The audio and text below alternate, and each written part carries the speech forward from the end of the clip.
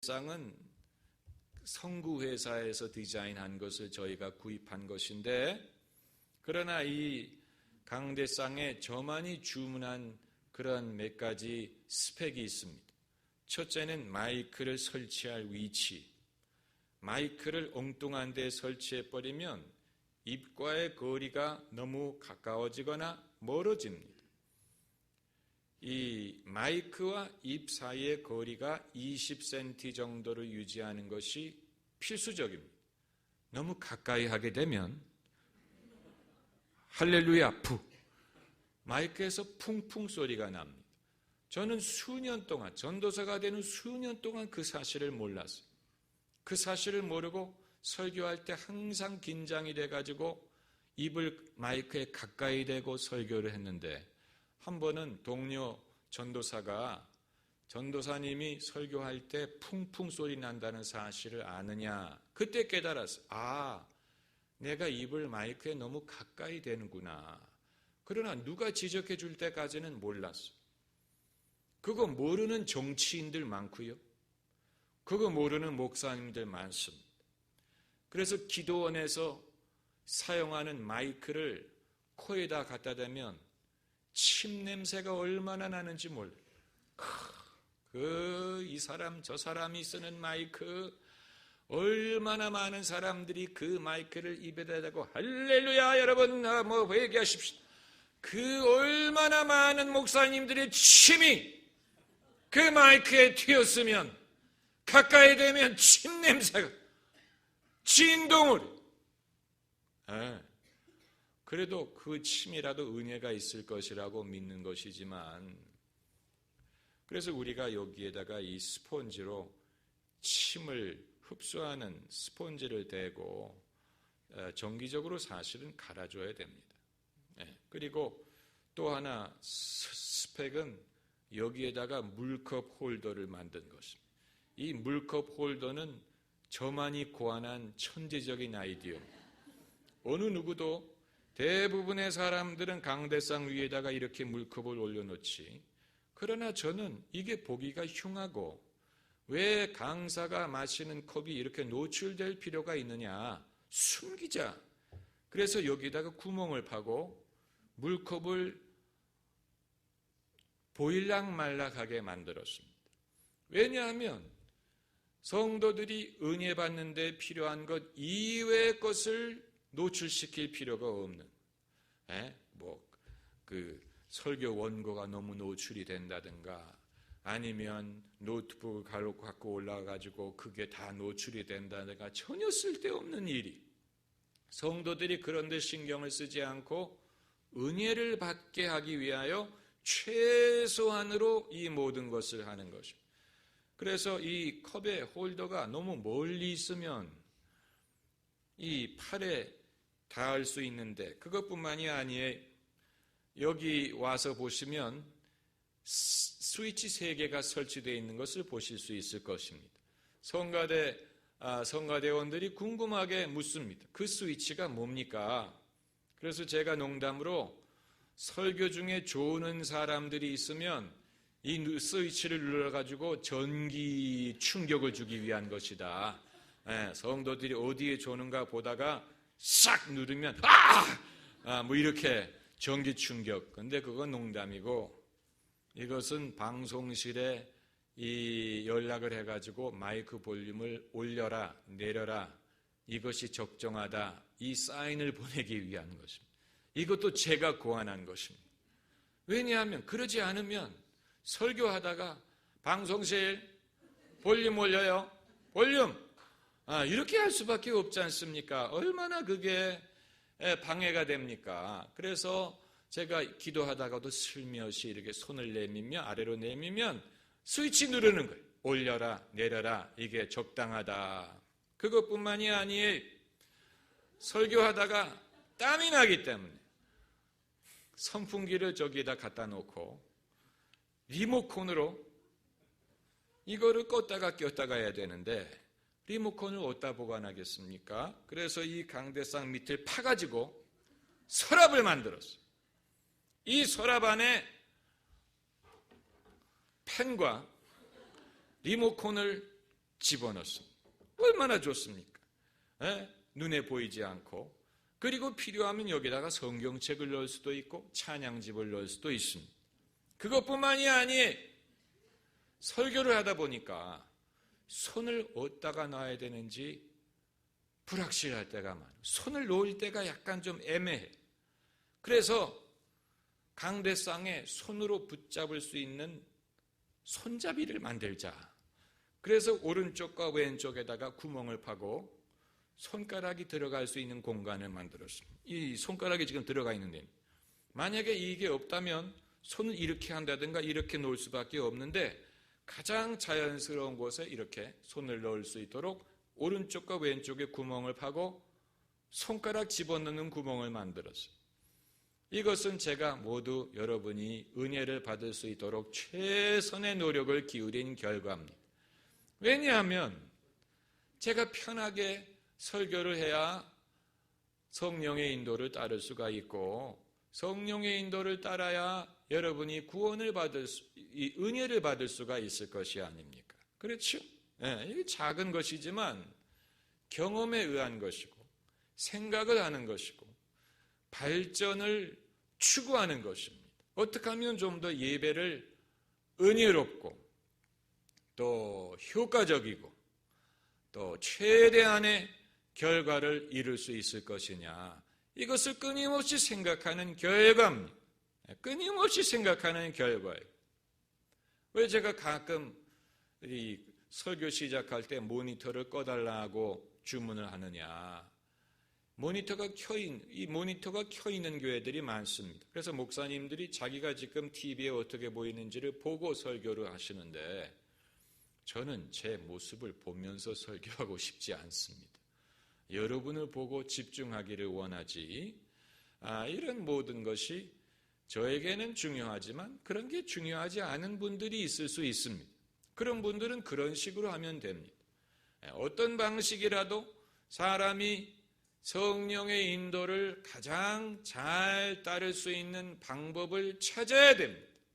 나는 이렇게 하면 제일 예배가 은혜가 되더라.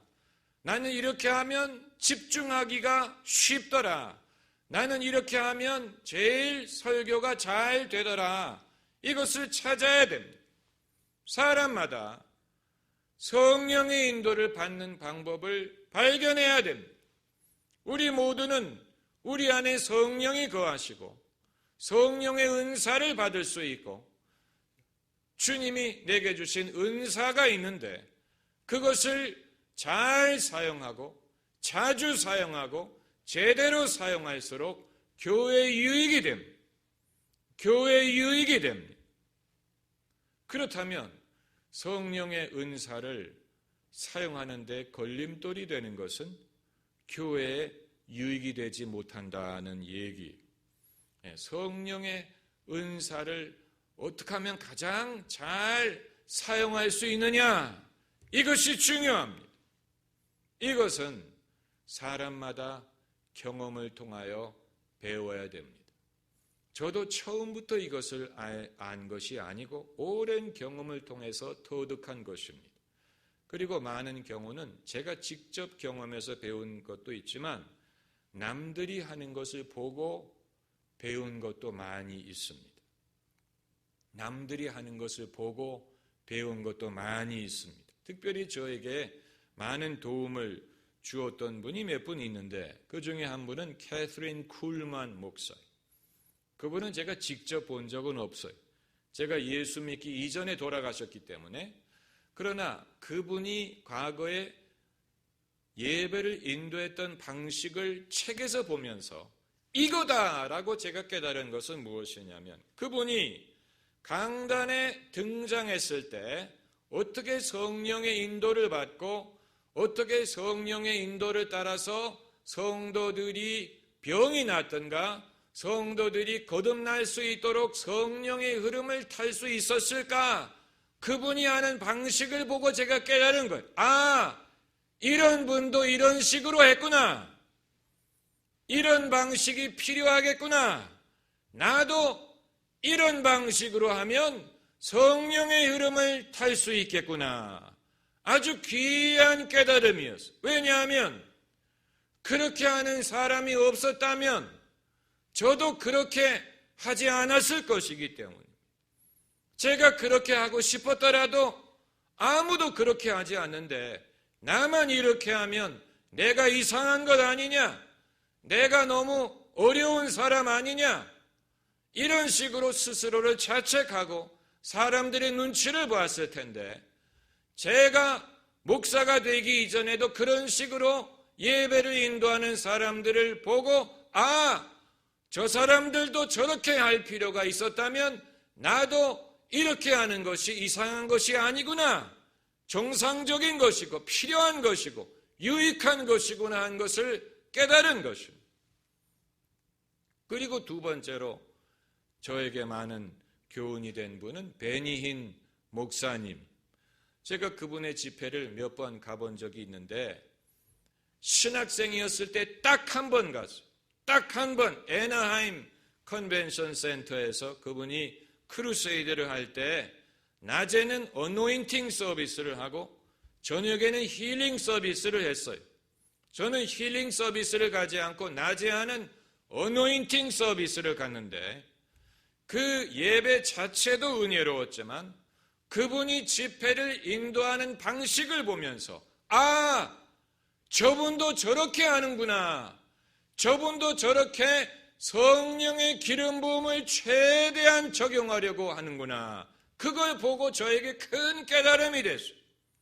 그분의 전달하는 메시지뿐만이 아니고 그분이 역사하는 방법, 그분의 예민함, 민감함, 때로는 인간적인 연약함, 인간적인 초조함 이런 것을 느낄 수가 있었고 이런 방법으로 인간적인 초조함을 극복하고 성령의 담대함을 의지하고 최대한의 효과를 낼 수가 있겠구나.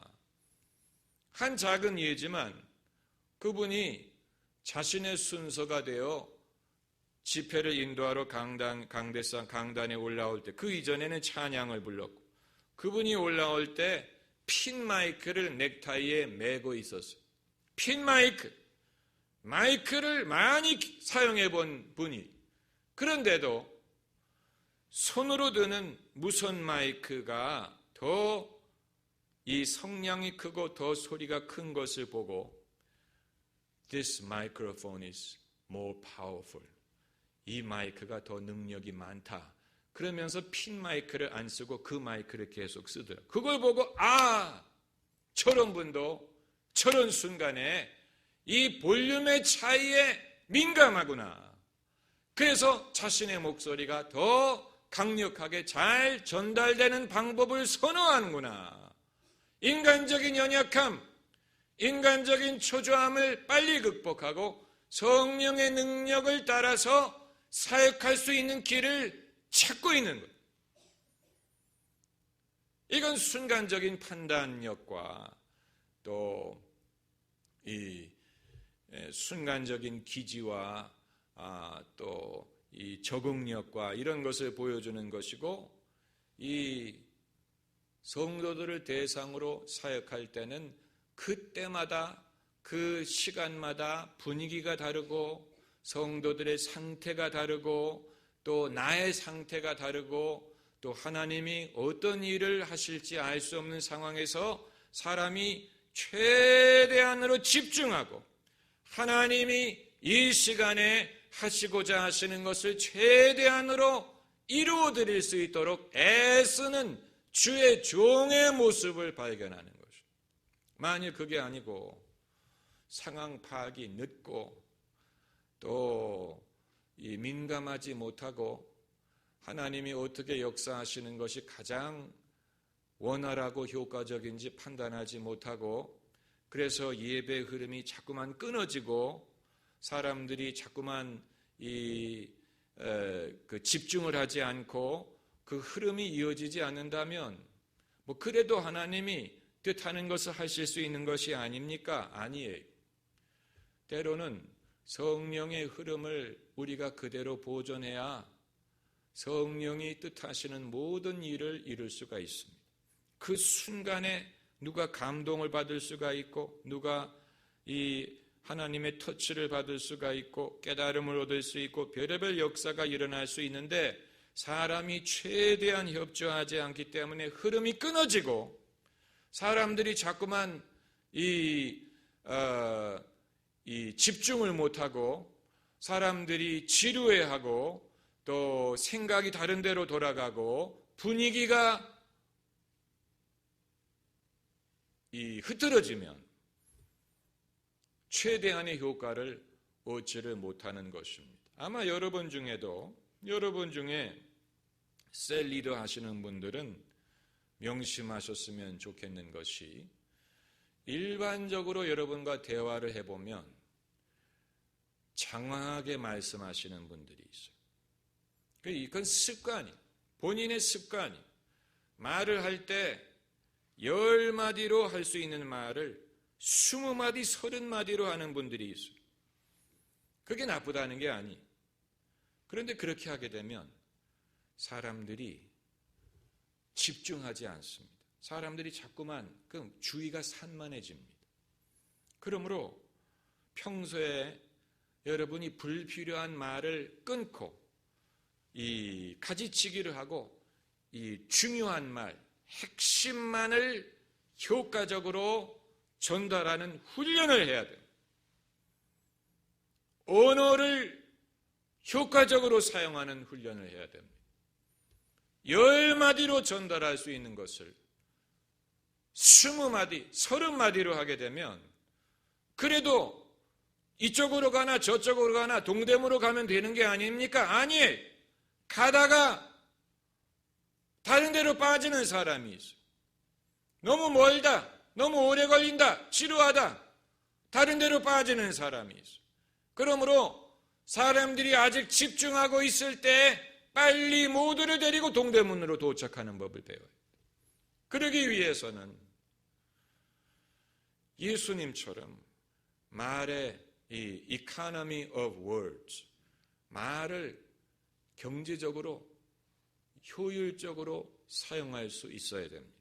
가지치기를 해서 이 군더더기를 빼고 어떻게 하면 사람들이 최대한 집중하게 할 수 있을까? 어떻게 하면 학생들이 최대한 집중하게 할 수 있을까? 필요한 말만 하면 돼. 필요한 말. 그리고 만일 사람들이 100% 다 못 알아듣는다면 괜찮아요. 여러분이 반드시 전달하고 싶은 그 주제만 전달되면 됩니다. 아주 중요한 것입니다. 저는 설교학을 가르칠 때 늘 강조하는 것은 그날 설교를 통해서 성도들에게 전달하고 싶은 주제를 한 문장으로 요약하라 그래요. 한 문장, 두 문장도 아니고 5문장도 아니고 한 문장으로 내가 오늘 이 설교를 통하여 말하고자 하는 것을 요약하라. 만일 요약이 안 되면 그날 무슨 설교를 할지를 모른다는 뜻이다. 그래서 한 문장으로 요약이 될 때까지 기도하고 준비하라. 근데 그건 설교뿐만이 아니고 모든 것이 다 그렇습니다. 법정에서 변론을 하든 뭐 정치인이 연설을 하든 뭐 직장에서 프레젠테이션을 하든 내가 이것을 통하여 무슨 말을 하려고 하는지를 명료하게 한두 문장으로 요약할 수 없다면 내가 무슨 말을 하려고 하는지 모르는 것입니다. 그래서 사람의 말이 장황하게 되는 이유는 무슨 말을 하는지 모르기 때문에 말을 하다가 그것을 찾으려고 하기 때문에 그러는 거죠. 그런데 내가 무슨 말을 하려고 하는지를 알면 그걸 분명하게 할수록 말이 쉬워지고 짧아지고 분명해지고 확실해집니다. 아주 중요한 것입니다. 아주 중요한 것입니다. 제가 캐나다에 이민 가서 고등학교를 다니면서 에세이 쓰는 법을 배우다가 그것을 깨달았어요. 옛날에는 아직 작문 실력이 부족할 때는 잘 쓰는 에세이는 길고 어려운 말을 많이 넣고 장황하게 쓰면 잘 쓰는 거라고 생각했어요. 그런데 그게 아니었어요. 제가 깨달은 것은 잘 쓴 에세이는 짧고 쉽고 명료한 것이다. 그걸 제가 그야말로 번개처럼 천둥처럼 깨달았어요. 그래서 그때부터 제가 습득한 것이 어떻게 하면 말을 하든 글을 쓰든 내가 하고자 하는 말을 짧고 쉽고 명료하게 할까? 길이 있더라고요. 길이 있어요. 글을 쓰든 편지를 쓰든 무슨 SNS를 하든 설교를 하든 성경 공부를 가르치든 전달하고자 하는 말을 내가 분명히 알고 군더더기가 없이 쉽고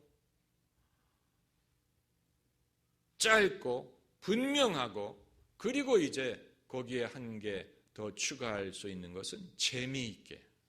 그건 이제 금상첨화죠. 있으면 좋고 없으면 할 수 없고 그건 사람들이 지루하지 않게 하기 위해서 때로는 재미있는 말도 하고 뭐 이런 거 재미있게 하기 위해서 그건 금상첨화에 있으면 좋은 것이지만 없어도 되는 것입니다.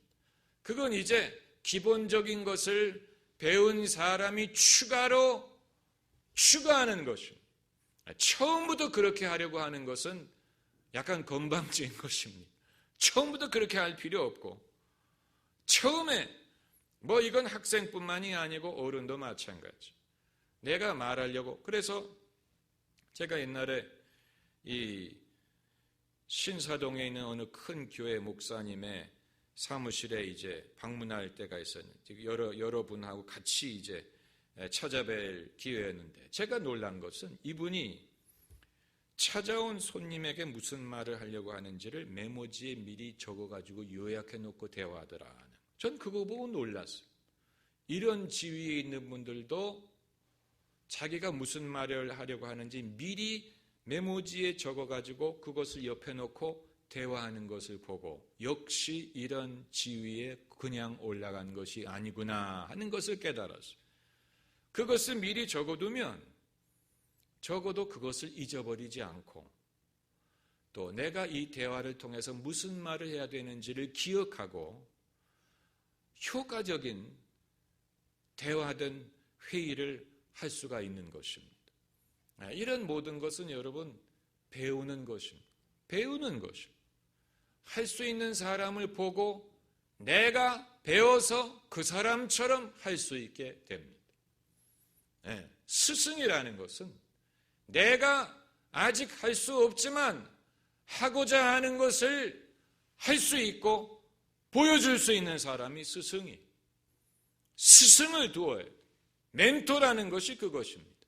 내가 아직 할 수 없고 하기를 바라는데 그것을 할 줄 아는 것뿐만이 아니고 보여줄 줄 아는 사람이 멘토요 스승.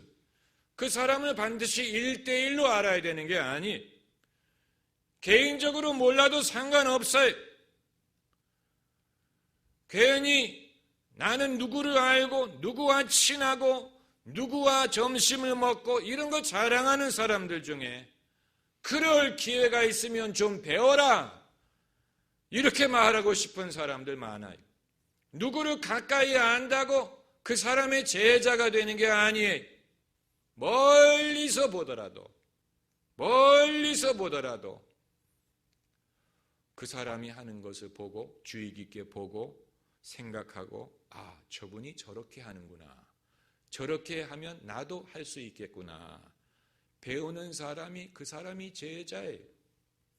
가까이서 그 사람을 개인적으로 알아야 되는 게 아니에요. 사람이 가르칠 수 있는 것이 자기 속에 감춰두고 개인적으로 알아야만 전달할 수 있는 게 아니고 평소에 자기 미천대로 살고 있지 않습니까?